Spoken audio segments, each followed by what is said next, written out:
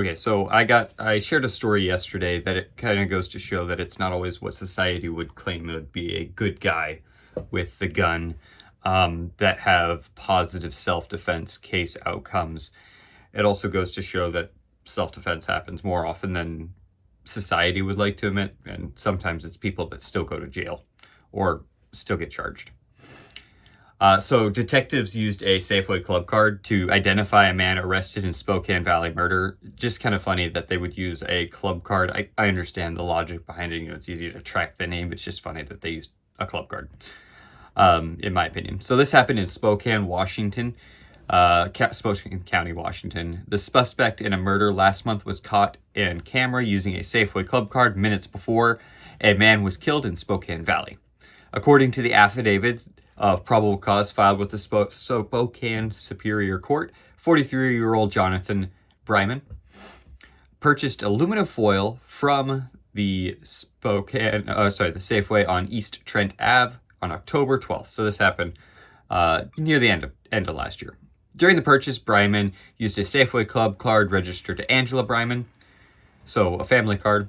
The court documents said that Bryman left the store and met a 53-year-old William McWright in the parking lot. The two men walked to Bryman's Camaro together.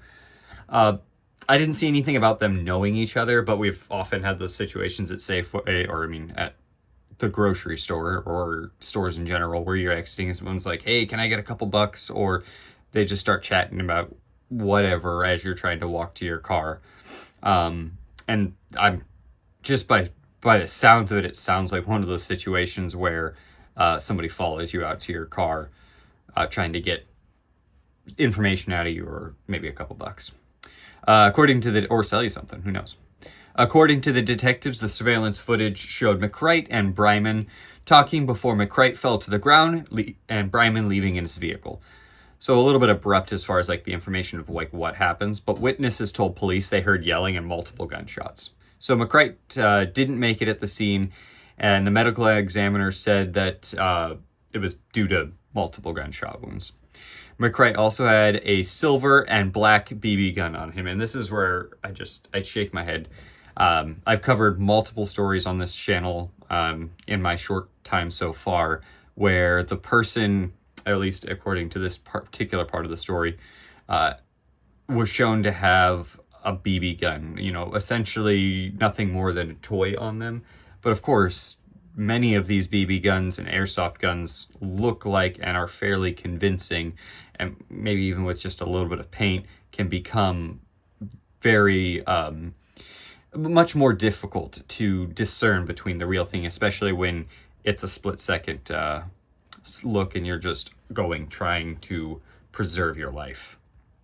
Using the information from the foil purchase, detectives have identified Bryman and the suspect and learned that he was an Idaho resident from his Facebook page. Detectives then contacted the Idaho State Police and found a Camaro registered to Bryman and an address. The court documents said Bryman also had previous charges of domestic violence, aggravated assault, and battery on an officer. That comes in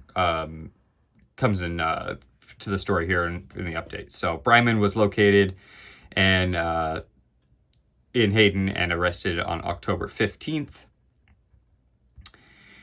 He made his first appearance in the Spokane Superior Court on Friday, so just more recently, and being held on a $1 million bond, and is scheduled to be arraigned on November 19th. So I guess this wasn't recently. This was closer to that, October 15th. We do have a little bit of an update, and this update comes from January 24th. So murder charges dropped for the shooter at the Spokane Valley Safeway, sentenced to 3 months. So his charges have been dropped for the murder, but he's still sentenced for 3 months. And you'll see why here. Well, we know why due to the last part of the story. So in Spokane, Washington, the prosecutors say that evidence supported the man was acting in self-defense in a fatal shooting in Spokane Valley last year. On October 2024, the 53-year-old McWright was shot and did not make it in the parking lot of the Safeway Valley during a drug deal. This we know. The law enforcement identified the suspect as Bryman. of Hayden and the Safeway Club card was used. This we know. Bryman was arrested and initially charged with murder. So initially he was charged, but according to the prosecution's office, the McWright cell phone showed the text message saying that he planned to rob Bryman during the deal. So this is where it's the totality of evidence that actually kind of is what saves somebody from it, and things that you might not have known without digging into the case a little bit more. So, and jumping to conclusions. So the prosecutor's office says that multiple weapons were located on McWright, and other evidence discovered by the detectives pointed to Bryman acting in self-defense. So I'm not sure if maybe more evidence came out about the BB gun, or if maybe there were other weapons. But the murder charge was dropped, which is great news.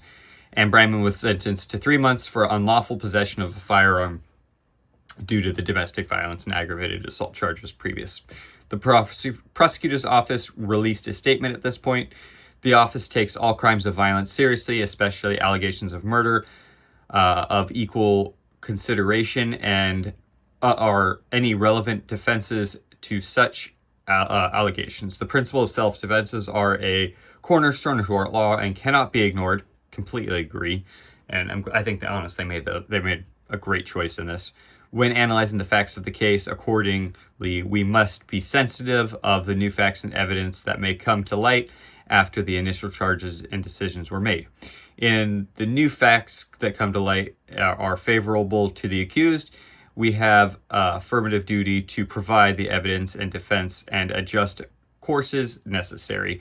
Great to see police actually going, or not necessarily police, but prosecutors and the state, let's call it, being willing to be honest about evidence that comes up. We take that duty very seriously and demonstrated here. So I couldn't agree more. Similar to the last one where he was a known drug dealer, be that as this state may, and they chose to drop the murder charges and just hit him on the charges that don't deal with the person's affirmative right to self-life preservation. Great choice here. It does highlight the fact, though, that it's not always a good guy, or what society would call a good guy with a gun, that does take those actions that would be considered to be a good guy with a gun stopping something bad. I mean, for all we know, that could have, McWright could have decided, instead of robbing this guy,